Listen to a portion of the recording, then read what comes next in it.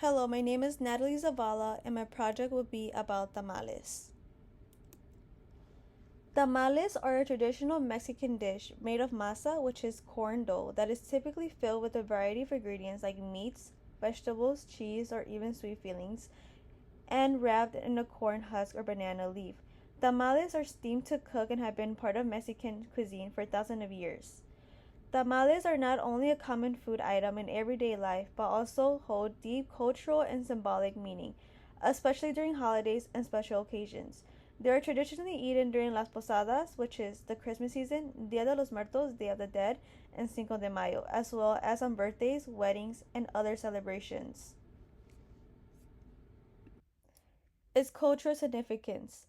Tamales are often made and shared with family and friends during gatherings. They represent both community and tradition, as making tamales is usually a communal activity involving multiple people. In Mexico, tamales are a festive food enjoyed during holidays or as an everyday snack. They are a symbol of sharing and togetherness, and their preparation is often passed down from generation to generation. The tamale making process itself is an expression of cultural heritage. The act of wrapping the masa in a corn husk or leaf is often done with care and attention to detail, symbolizing the respect for food and family. Now I will talk about the ingredients and their meaning. One of the ingredients for tamales is masa, which is corn dough. Corn is a sacred in Mexican culture as it is in the base of many traditional dishes. The Aztecs and the Mayans revered corn as a gift from the gods.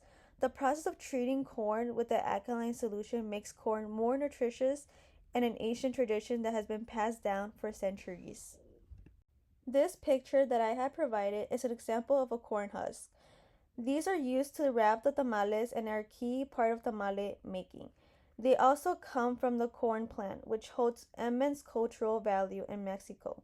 Corn husks are a sustainable wrapping material commonly used for many other Mexican foods.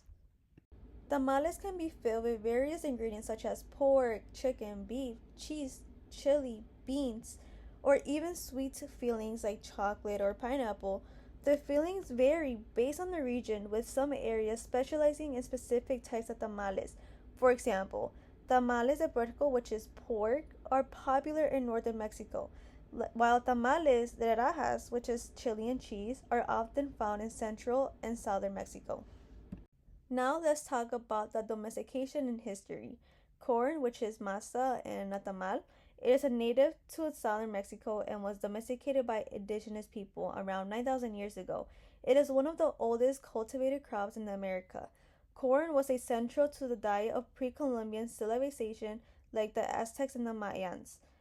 As you can see right here, these are the Mayans and then these are the Aztecs, who were considered it sacred. The process of nixtamalization, which involves soaking corn in a alkaline solution, usually lime, dates back thousands of years ago and is still essential for making masa today.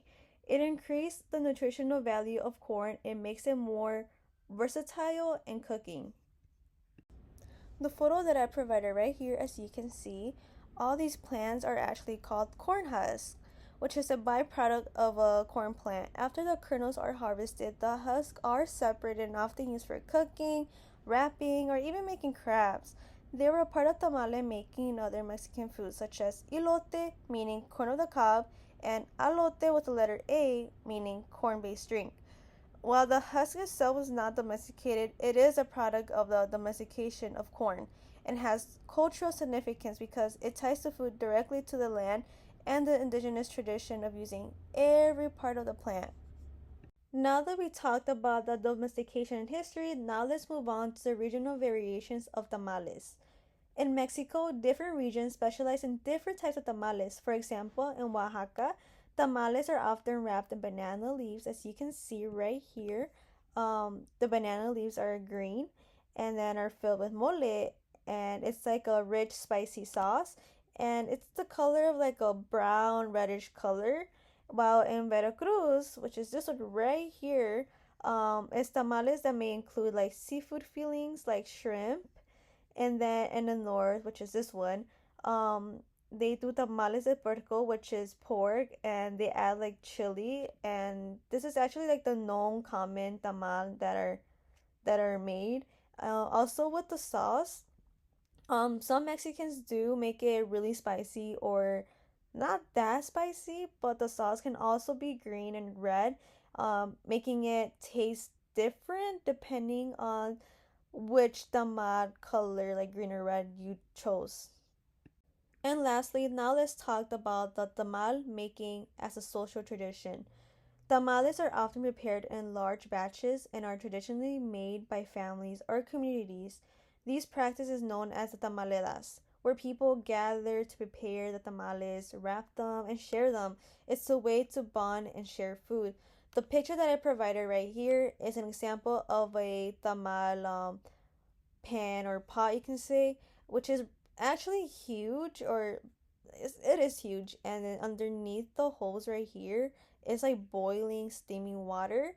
And then on top of that is all the tamales you can add. While tamales are still a holiday food, they are also sold daily by street vendors and in markets across Mexico. They are a symbol of Mexican street food culture, readily available for breakfast or lunch. They're also sometimes served as a part of a mole meal or eaten with a cup of atole, which is this one right here. It is a warm, sweet, corn-based drink. Can be eaten with your tamal. And lastly, remember to embrace the Mexican culture. Thank you.